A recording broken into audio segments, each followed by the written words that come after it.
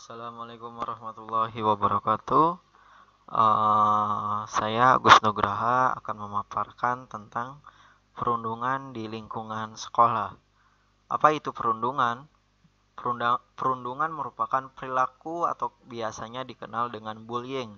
Didefinisikan sebagai tindakan negatif dalam bentuk verbal, fisik, dan relasional terjadi dalam waktu yang cukup panjang dan berulang yang dilakukan oleh satu orang atau lebih terhadap orang lain, di mana terdapat ketidakseimbangan kekuatan dan korban tidak memiliki kemampuan untuk melindungi dirinya sendiri. Deskripsi permasalahan. Masa usia remaja adalah masa-masa di mana individu sedang mencari jati diri dan masa-masa ketika ingin mencoba banyak hal yang sering dilarang.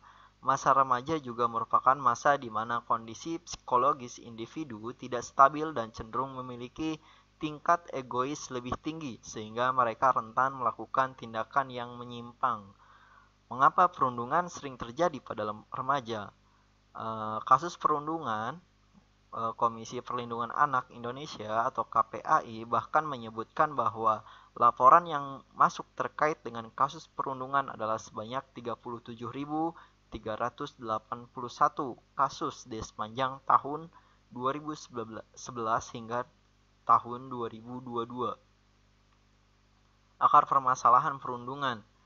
Yang pertama ada pengaruh media, informasi, televisi, faktor sosial budaya, memilih untuk menutup diri dan tidak melakukan perlawanan apapun sebagai menganggap bahwa kejadian yang dialaminya sebagai sesuatu yang memalukan. Kemudian ada tindakan perundungan dapat mengakibatkan dampak buruk pada korban secara fisik, mental maupun psikologis. Dan bagi pelaku, tindakan perundungan membuat si pelaku memiliki kecenderungan untuk bersifat agresif dengan perilaku yang pro terhadap kekerasan, berwatak keras, mudah marah, dan impulsif, serta toleransi yang rendah. Solusi menghadapi perundungan di sekolah yaitu yang pertama dengan sosialisasi pemahaman perundungan di lingkungan sekolah, yang kedua sensitif terhadap situasi dan kebutuhan korban, yang ketiga membuat kebijakan terkait aksi perundungan, yang keempat memastikan jalur komunikasi yang terbuka untuk pelaporan kasus. Perlindungan hukum terhadap korban dan pelaku perundungan. Yang pertama ada korban, yaitu mengenai hukum yang berlaku yaitu Undang-Undang Nomor 35 Tahun 2014 tentang perubahan atas Undang-Undang Nomor 23 Tahun 2022 tentang perlindungan anak. Kemudian yang untuk pelaku yaitu Undang-Undang Nomor 11 Tahun 2012 tentang sistem peradilan anak menggantikan Undang-Undang Nomor 3 Tahun 1997 tentang pengadilan anak. Hasil pemecahan masalah.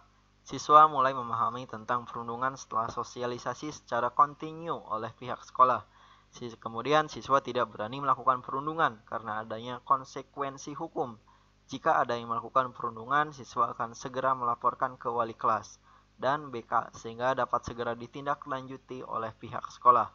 Kemudian siswa yang melakukan perundungan setelah ditindak akan jera melakukan kembali. Mungkin sekian dari saya yang bisa saya paparkan. Terima kasih. Assalamualaikum warahmatullahi wabarakatuh.